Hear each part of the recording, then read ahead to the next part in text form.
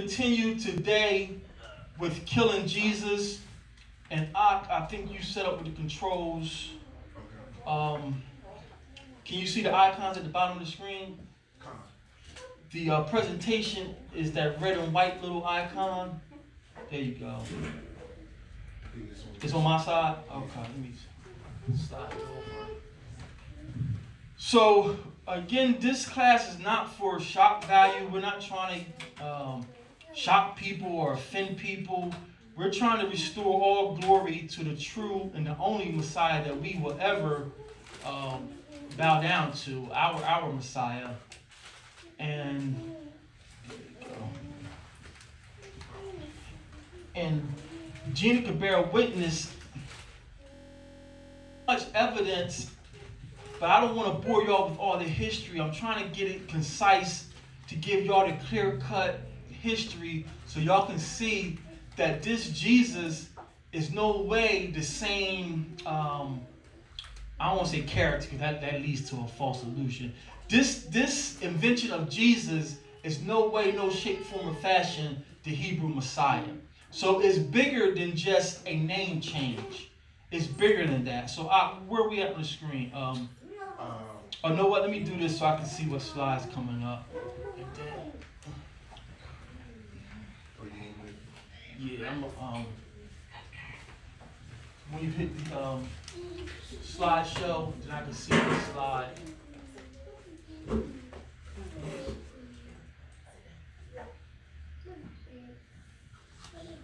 Okay, awesome. So, just to recap last week, the class is on the YouTube channel. I think it's only like a 40-minute video. But to recap last week's class, what we was able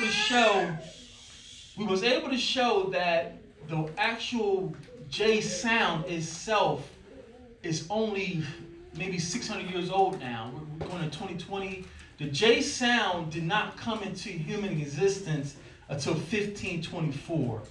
So that leaves room for some query. Okay, so the J sound is very young, and then we were able to show the Greek form of Joshua's name written in the Greek is different from the Greek form of the word Jesus. Is that on the screen? Yeah. So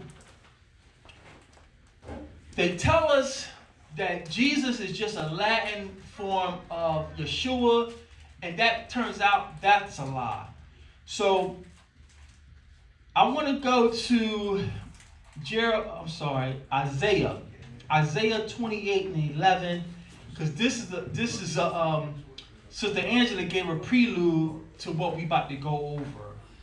Our first precept is going to come from Isaiah 28 and 11, because there's some Israelites who continue to use the word Jesus, and Jesus is just Latin for Joshua, Yeshua. And if you keep that notion, okay, no big deal. But what the research shows, family, is Jesus is not Latin or Greek for Yeshua. When you line up the characters, oh, I'm sorry, Sister Bart. Let me have it back. I forgot Sister Bart was on. Let me see that. Share our screen. So, contrary to the popular belief, Jesus is not Latin or Greek for Joshua.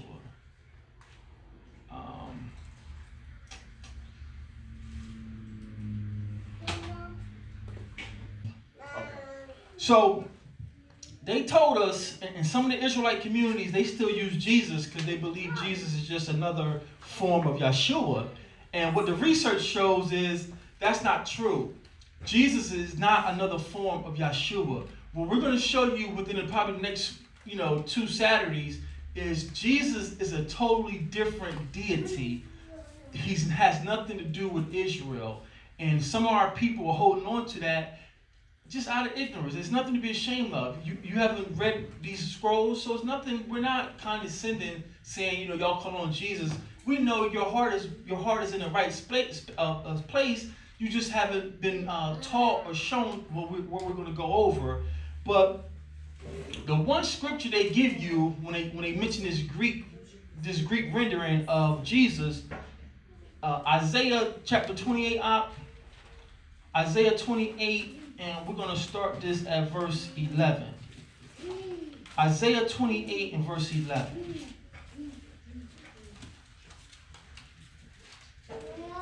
Isaiah 28 and verse 11. Shema, when you have it.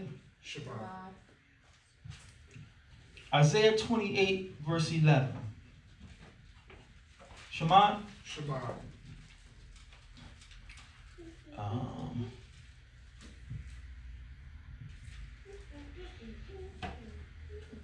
I think our people definitely been duped, and we're innocent.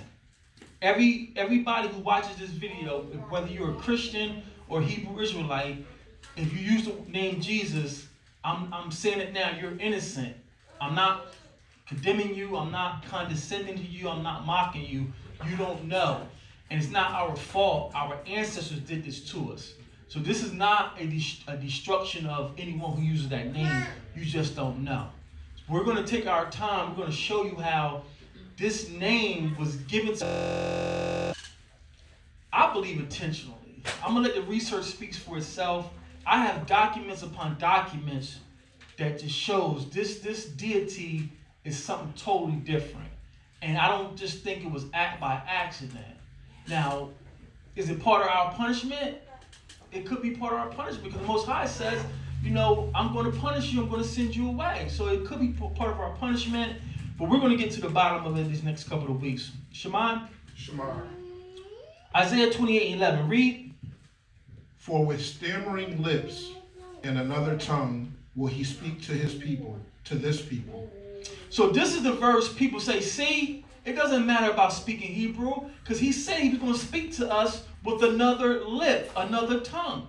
So they believe, based on their understanding, based on the popular doctrines over the years in the Hebrew community, that this stammering lip and this other tongue is the Greek, because the Greek was the first language that our scrolls was translated into. So when I heard this, I said, okay, that makes sense. I was new, didn't have much understanding. But now that I've learned our culture, just a little bit, remember the 5 W's, the 5 who, what, when, and where, and the why, right? He says, for with stammering lips and another tongue will I speak to this people. Can you drop down to chapter 28, verse 1? Let's get the context. Who is he talking to? Woe to the crown of pride, to the drunkards of Ephraim. He's talking to Ephraim, family. He's not talking to the whole Israelite nation. He's talking to Ephraim, and Ephraim is just another way to describe the 12 tribes. Ephraim is Joseph's one of Joseph's sons by the Egyptian. So Ephraim became known as Northern Israel. So when he says, I'm going to speak to these people with another lip and another tongue, he's not talking to all of us. He's talking to Ephraim. So remember, when you read these scrolls, write down your 5 W's and that H. So right now this is not talking to Israelites, this is talking to Ephraim. This chapter is talking to Ephraim, Northern Israel. Now, he says, for with stammering lips and another tongue. So they take another tongue and it says it's Greek, it's the Greek. Okay, but what do you do with the stammering lips? What do you do with the stammering lips, family? Ephraim was drunk with false doctrine. So this is the Most High saying, I'm going to speak to you with stammering lips and another tongue. So when you get mad, anyone ever got so mad that your lip was quivering? Like that's like this joke is mad. So this stammering lip and another tongue is not another language.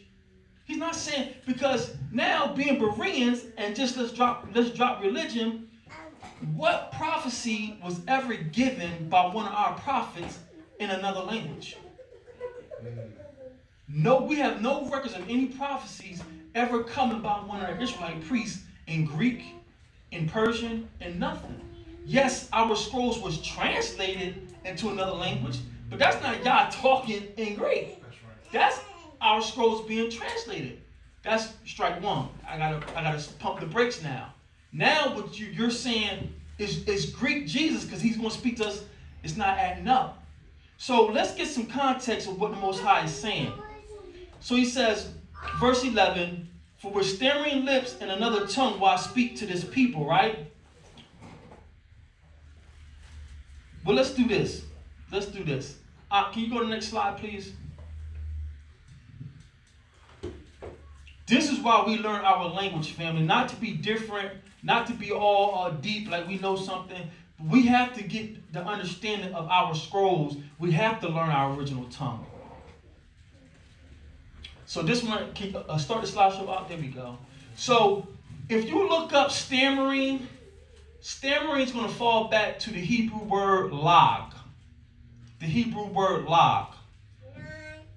For the sake of time, I won't pull up a tab because it's too much work right now. But you can do it yourself.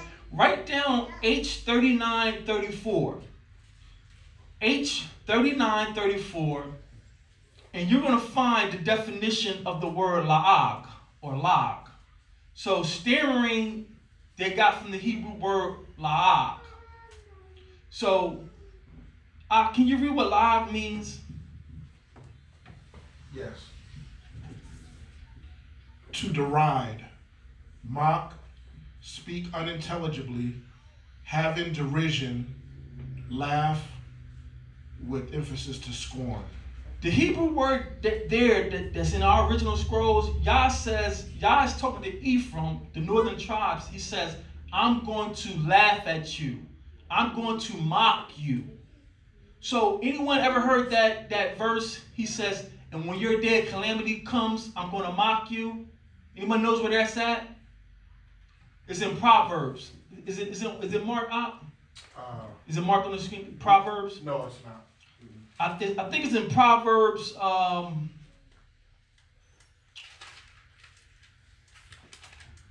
was the scripture? He says, in your day of calamity, I'm going to laugh at you. That's what the Most High told us for our disobedience. I remember that. I can remember it as well. Let's see.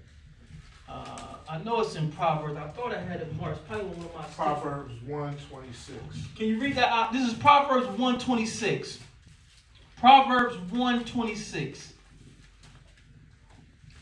We're going to learn something on our way to learning something. Proverbs 1:26. I also will laugh at your calamity. I will mock when your fear cometh. Your sarcasm, when we laugh at retarded people, we get that from our king. Listen, our king has a sense of humor. So he's telling us, when your day of calamity comes, when these nations come to destroy you, and they're raping your women, they're burning your children, they're throwing your sons down the cliff headlong, I'm going to be in heaven laughing at you because you laughed at my commandments. Right. There's another precept in the book of, escapes my mind, and I'm sorry, family, I was running out of time. I think it's in Judges, the children of Israel, and this was fresh coming out of captivity. Joshua had just died, and that next generation was coming up, and they forgot the way. The Most High says, don't call on me, call on those idols you were sacrificing to. See if they answer you. So we're sarcastic because we're made in the image of Almighty Yah. Yah told them, call on those idols and see if they come rescue you. So when the Most High says in Isaiah 28:11, with a stammering lip while I speak to these people, he wasn't saying he's going to talk to us by another language. He's saying, I'm going to laugh at your calamity. So now let's deal with the second part of that, another tongue. Another tongue. If you look up the Hebrew word for the word tongue, most times it's going to translate back to the Hebrew word lashawan. It's H3956. H3956, and it is lashawan. That's why when we learn our language, we say it's the lashawan kadash. It's the set-apart language. Our tongue is the tongue of creation or the tongue of heaven. Lashawan Kadash. It's Strong's H3956. Can you read what Lashawan means? Speech, talk, babbler. So the Most High is saying, I'm going to speak to you with another speech. I'm going to speak to you in another way. Meaning not in another language. It's like when me and you having a conversation with our wives and we get kind of brody. And what she said, why are you talking to me like that? That's what the Most High is saying. I was talking to you like a child, like a loving father. Now I'm going to talk to you rough. Let's put precept upon precept. Let's drop down to Isaiah.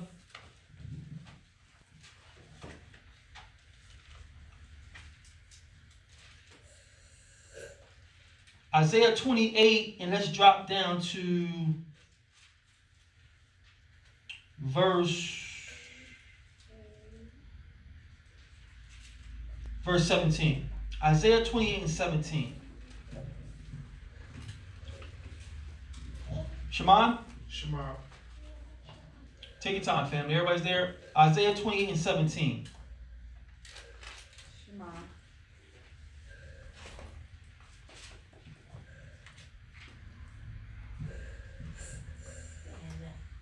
Isaiah 28 and 17. Read. Judgment also will I lay to the, Judgment also will I lay to the line, and righteousness to the plummet. And the hail shall sweep away the refuge of lies, and the water shall overflow the hiding place. And your covenant with death shall be disannulled, and your agreement with hell shall not stand. When the overflowing scourge shall pass through, then ye shall be trodden down by it. He's saying when the scourge come through, when I send the nations to come chastise you, you're not going to be able to stand. This is another speech he's talking about. I was speaking to you as a loving father, now I'm speaking to you rough. Yeah. It's not I'm going to speak to you in a Greek tongue. You disobeyed me, and this is just to Ephraim. Because Judah was always my beloved. Now Judah did wickedly, but this chapter right here, this little piece right here is talking to Ephraim. He says, I'm talking to Ephraim roughly now. Continue on, verse 18. And your covenant with death shall be disannulled, and your agreement with hell shall not stand. When the overflowing scourge shall pass through, then ye shall be trodden down by it. So you have to know the history of Israel. Northern Israel became overran with idolatry. And our covenant with hell, they copied off the Canaanites, the Hamites, and started idol worship. Making a covenant with hell and saying, yeah, we're going to just sacrifice our children. So the Most High is saying, and your covenant with death, I'm canceling that. You belong to me. So this is not, I'm going to speak to you with a stammering lip. It's not talking about I'm going to talk to the people, children of Israel, in another language. That's what they've been standing on to get this Jesus. He said he was going to speak to us in another tongue. And most of these organizations or families who hold this doctrine, they the ones who don't want to speak the Hebrew. You ain't got to speak no Hebrew. He told you he was going to speak to you in another language. And the very fact that you're misinterpreting this proves you need to learn our language. So let's continue on. Let's drop down to verse 21. Verse 21. Isaiah 28 and 21. For Yah shall rise up as in Mount Perazim. He shall be wroth as in the valley of Gibeon, that he may do his work, his strange work, and bring to pass his act, his strange act. So again, you got to know what happened in Gibeon. The Most High is telling Ephraim, I'm going to do a work in you, and it's going to be like the work in Gibeon. Now, we got to research it, but Ephraim knows what happened in Gibeon. This is the Most High speaking rough. He's not speaking in another tongue or another language. I'm changing the way I'm talking to you now. So this thing about, oh, he said he's going to speak to us in another language, and that's why we get Jesus, it doesn't hold up with the text. Now, what Sister Angela, I believe, was alluding to, we're burying Jesus, and we're going to have to bury this Masoretic text. We got to bury this Masoretic text. And I came across it years ago when I was doing the studies, and I had most of the scriptures highlighted that this corrupts from the Septuagint. That Bible got stolen. But it's so much corruption, we have to get back to the Septuagint. So, I hate to make you work, but for the sake of the people, can you go to the internet? I got a Septuagint up.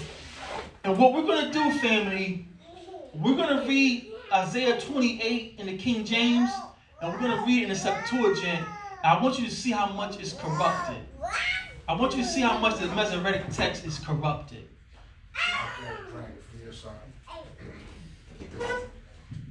Oh, yeah, I'm sorry. We got to bury this Masoretic text. We get this Masoretic text by the priests who were known as Masoretes. Masoretes come from a Hebrew word, Masorah. Masorah means tradition. Tradition. These were rabbinic priests who hated the Messiah, and that's why we got this Masoretic text. And I forgot how corrupted it was. It is filthy.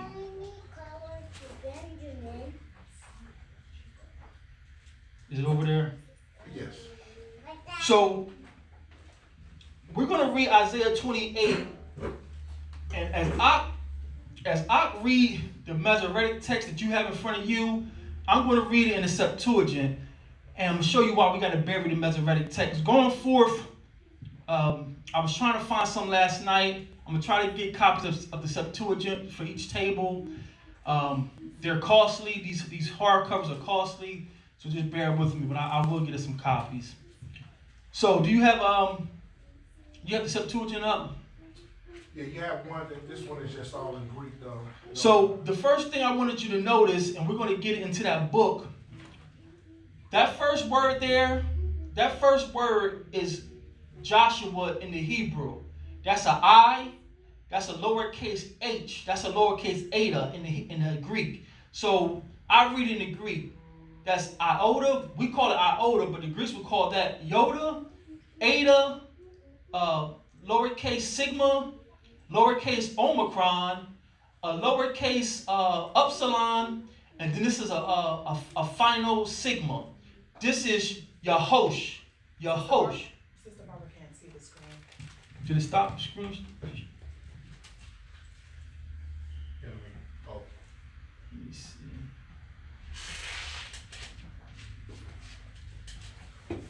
Mommy, see the starfish? Is this the correct Septuagint that you wanted? No, it's another link for the Septuagint. But I'm going to bring this out and we're going to get this in interpolation. This book right here, we're going to dig deep into this next year. And there's a PDF version of this. What this book says, every time you see the Messiah's name in the Greek, you see this, what you see in your screen. You see Yahosh. You don't see the Greek spelling of Jesus nowhere in any Greek writings. So if his name is Jesus in the Greek, why it doesn't appear? It only appears like Yahosh. Yahosh. So this Jesus character is a farce. You never get the characters that spell Jesus never appears in any Greek writings. You always get this spelling here, and this is Joshua in the Greek or Yahosh. And we brought out last week, Joshua is the same as Yeshua. Isaiah is the same as Yeshua. Isaiah in the Hebrew is Yah. Yah is salvation. Joshua's name in the Hebrew is Yahweh Shai or Yehosha.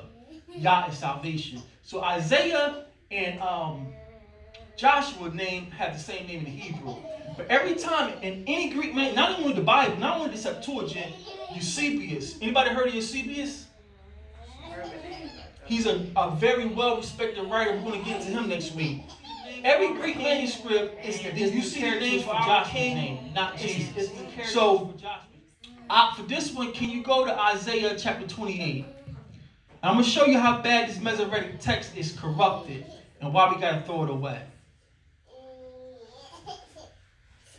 Isaiah 28, and I'm going to start at verse 1, and then you'll read it in the King James Masoretic text. Right before Jeremiah.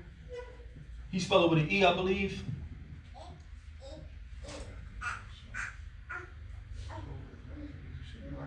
It's not in order, is it? this is like the 1611 with the keep going down, I believe.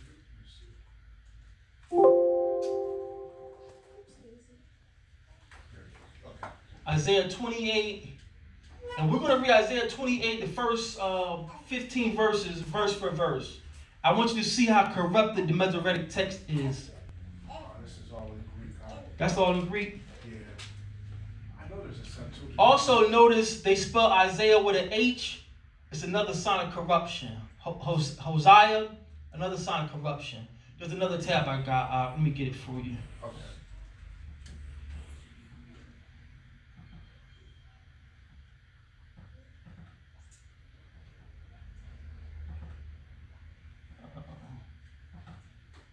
Let me see the mouse. So that was a Septuagint, and you're saying that the one that's another sign of corruption. So both of them probably have some corruption, then, right? When you mix cultures, you like with the dogs, the mutts. A mutt is a dog mixed with something, everything, and that's what you get when you start blending Latin and Greek and German. You get these mutts.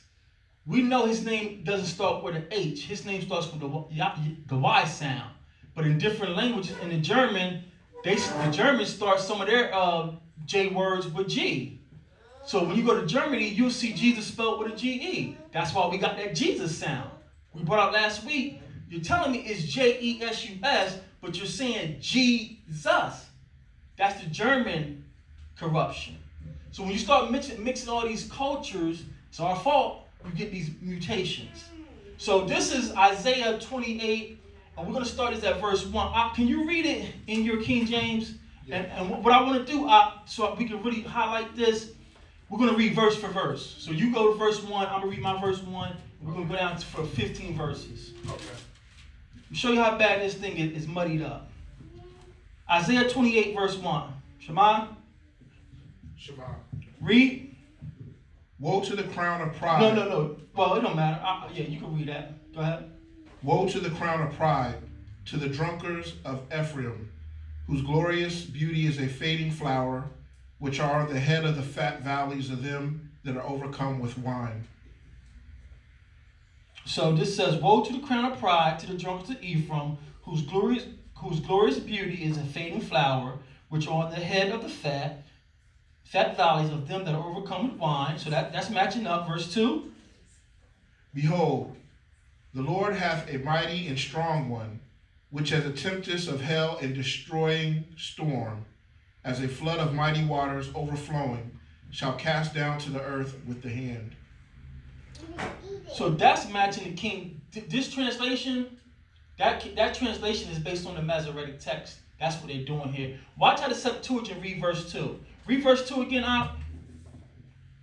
Behold, the Lord hath a mighty and strong one, which as a tempest of hell and a destroying storm, as a flood of mighty waters overflowing, shall cast down to the earth with the hand. Listen to this in the Septuagint, the original. Behold, the anger of the Lord is strong and severe, as descending hell where there is no shelter, violently descending. Y'all see the difference? Yes. Y'all see the difference? Let's go to verse 3. It gets worse. It gets worse. Verse 3. The crown of pride, the drunkards of Ephraim, shall be trodden under feet. The crown of pride, the hirelings of Ephraim, shall be beaten down with the hands and with the feet. Verse 4. And the glorious beauty, which is on the head of the fat valley, shall be a fading flower, and as the hasty fruit before the summer. And the fading flower of the glorious hope on the top of the high mountain shall be as the early fig. He that sees it before he takes it in his hand will desire to swallow it down. Verse 5. In the day shall the Lord of hosts be it for a crown of glory, and for a diadem of beauty unto the residue of his people. In that day the Lord of hosts shall be the crown of hope, the woven crown shall be the woven crown of glory to the remnant of the people. Verse 6. And for the spirit of judgment to him that sitteth in judgment, and for the strength to them that turn the battle to the gate. For they shall be left in the spirit of judgment, for judgment, and for the strength of them that hinder slain. Verse 7. But they also have erred through wine, and through strong drink are out of the way. The priest and the prophet have erred through strong drink. They are swallowed up of wine. They are out of the way through strong drink. They err in vision. They stumble in judgment. Okay, that's almost word for word. Verse 8. For all the tables are full of vomit and filthiness, so that there is no place clean. This says, a curse shall devour this counsel, for this is their counsel for the sake of covetousness. Now remember, he says with a stammering lip and another tongue. This is how he's speaking to Ephraim. He's not speaking in Greek or Latin. He's talking roughly to them. This is not saying Jesus is just another form of Yeshua. You see how we got to get back to our culture, family? Let's continue on. Verse 9. Whom shall he teach knowledge? And whom shall he make to understand doctrine? Them that are weaned from the milk and drawn from the breast. To whom have we reported evils? And to whom have we reported a message? Even to those that are weaned from the milk, who are drawn from the breast. Verse 10. For precept must be upon precept, precept upon precept, line upon line, line upon line. Here a little and there a little. Expect thou affliction. Expect thou affliction on affliction. Hope upon hope, yet a little and yet a little, by reason of the contemptuous words of the lips, by means of another language, for they shall speak to this people, saying to them, to whom he said, this is the rest wherewith ye may cause the weary to rest, and this is the refreshing, yet they would not hear. This is the rest to him that is hungry, and to the calamity that they would not hear. This is the Most High speaking to them differently. This is not talking about I'm going to send a prophet who's going to speak Greek.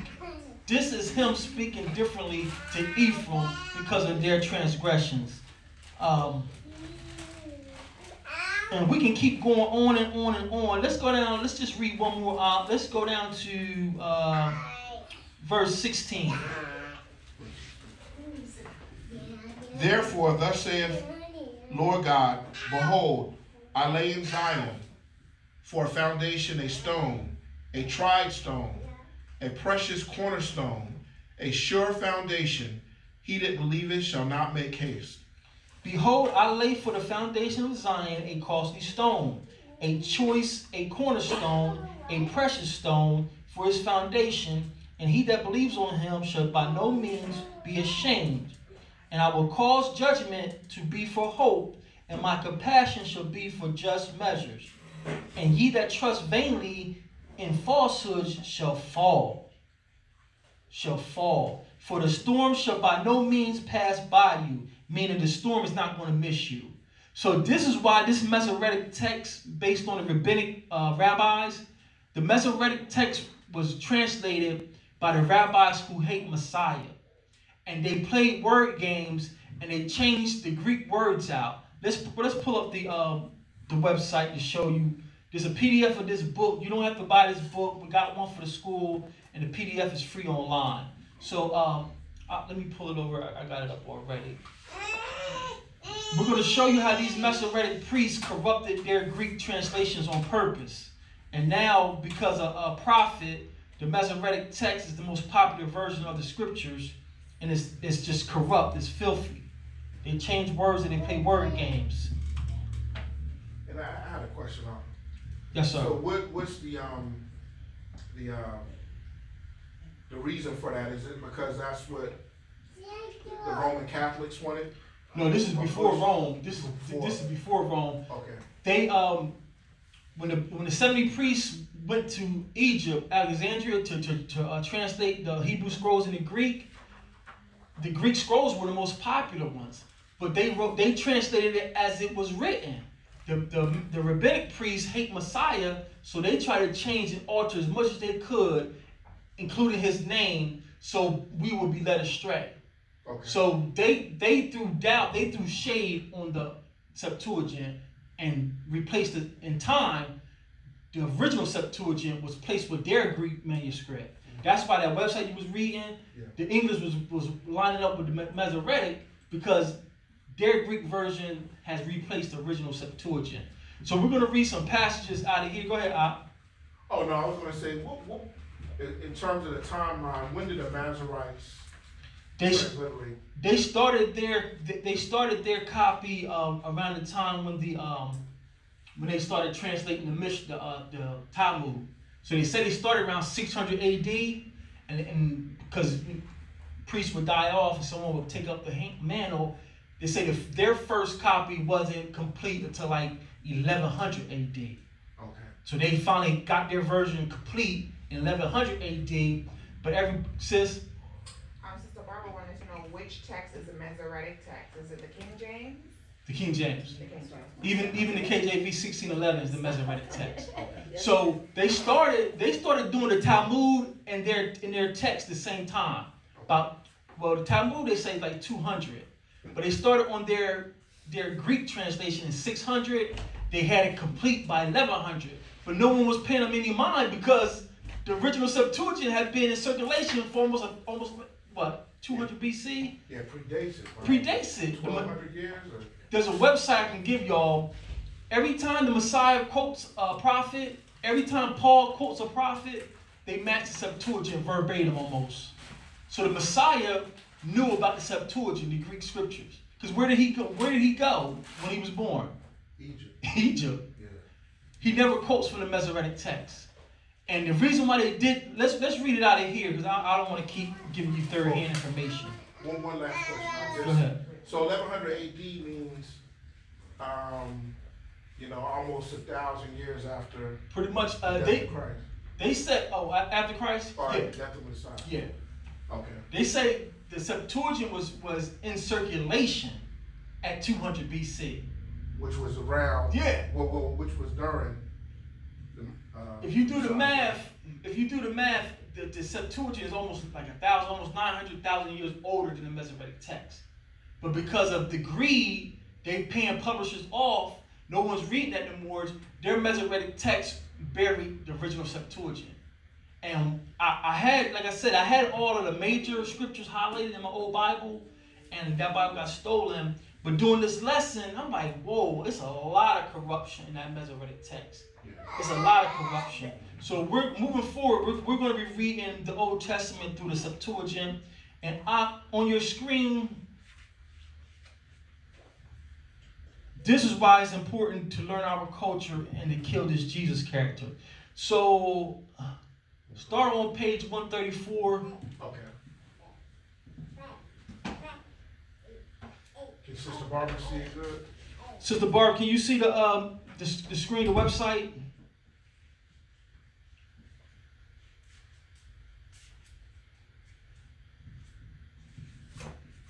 Sister Barb, let us know if you can see the screen.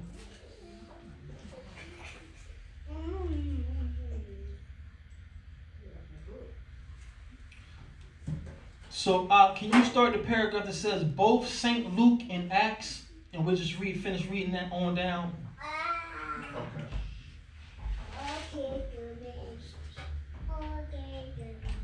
And that's on page 134. Oh, here it goes. I got it. She said yes. All praises. Okay, here we go.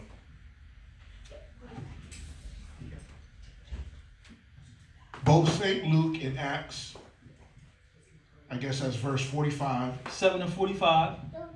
and St. Paul in Hebrews, verse 4 and 8. 4 and 8, have translated the Hebrew group under examination, not.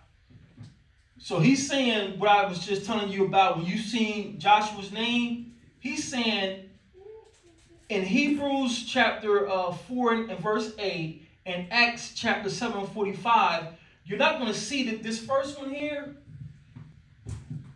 Where we at? This first right here, this is Jesus in the Greek. So this is J. This is an epsilon term. I don't know why they turned it up, but this is really an E or epsilon. So this is supposed to be. Now we know the I gives you the Y sound, but let's just play along. This is JESOUS. He's saying in these copies you don't find this Jesus. You find JH. You find Joshua. No Greek manuscripts in existence where you find this Greek rendering of Jesus. Every Greek manuscript in original Greek, you're going to find our king's name YHOUS, Yahosh, or Yeshua, or Yeshua. Jesus didn't come around until 1514. So even with that, this would be Jesus. This would be Yahush, Yasus. But this Jesus is nowhere in no Greek manuscripts. No one ever seen that spelling. This is I'm sorry, thank you. That's what he's saying in this paragraph. Keep reading on. It be said with respect to the former author that writing chiefly for persons who are acquainted with the Old Testament only through its Greek version, he quoted this name as he found it in the Septuagint, without pledging himself for its expressing, as nearly as the difference of the two languages admitted, the right pronunciation of the original word. I do not think that the force of the natural inference from his testimony can be thus got rid of. So he's saying, listen, the Septuagint is always rendering Joshua or Yeshua's name with that second one, the right here, where he's thinking he's saying, and if we know the Greek letters is YH, well, the pronunciation goes with it. It's Yeshua or Yahush. There's no way you get Jesus or Yeshus out of that. So, I mean, does it, because you know that the arguments with the name in Greek, they're saying that it's some type of, that it's kind of like a compound word where they're adding Zeus to the word. Does this bring it, is there any credibility with that based on this understanding, or? I did the word search because I ran with that. I ran with that for a while. That it was Zeus. Yeah. But the research shows that the Greeks put OUS or OS at the end of male names. Okay. So you can find characters Dios. What's his name? There's multiple male characters in Greek with that ending. So OUS or US for Greek proves that that's a male. Okay. So I ran that Zeus too, but the research doesn't prove that. But what this does prove, this is like game changer. This man is saying, in no Greek manuscripts do you ever find the name Jesus. You never find the iota, the epsilon, the sigma. You always find the iota, the lowercase eta, which is an H, O-U-S. This is a game changer. So for when y'all, let me relax. For all those who hold that Isaiah 28 as proof that it's okay to use Jesus because he said he's going to speak to us with another language, it's farce. This another language was him speaking roughly to Ephraim. It wasn't not him telling you, I'm going to have y'all sent to Egypt and I'm going to have my... No, because if that's the case, Egypt was just one place of captivity. We had Israelites in India. Why didn't we get an India translation? We had Jews all the way over in Spain. What, did Yah send a word and have his prophets write Spanish? No. Translating the Most High's word is not the Most High speaking. So this thing in Isaiah 28, I'm going to speak to you with another tongue, and that means the Greek is Jesus. It doesn't line up. Now that this document says, well, wait a minute. Even in the Greek manuscripts, you don't find Jesus. If this was chess, if this is chess, that's checkmate. The stammering lips don't mean another language. It means I'm speaking roughly to you. And then when you check next week is going to get deep. So I know y'all sleepy. Next week, I'm trying to chop this up. But I'm up 2 in the morning. So y'all going to have to bear with me. Every Greek manuscript has Yahoshua. or Yeshaya. No Greek manuscript is going to have Jesus. So these brothers, Israelites who say it's okay to use Jesus, you're doing it out of ignorance. I'm not bashing y'all, but now we know, no. Isaiah 28 wasn't talking about I'm going to speak to you in the Greek tongue. He's saying I'm speaking rough to you now. You were my son, now I'm speaking to you as a bastard. And that's only to Ephraim. That's why y'all gotta put those 5 W's on your wherever you study in to get the context. He's talking to northern Israel, and then, like we said, Jesus don't appear in no ancient text. So just to be clear, these are from the oldest Greek manuscripts that are translating the Torah. The oldest Greek manuscript is, and the copy I got is from a guy named Sir Britton, and is trustworthy. The oldest Greek manuscript of our scrolls is a Septuagint. You won't find Jesus nowhere in there.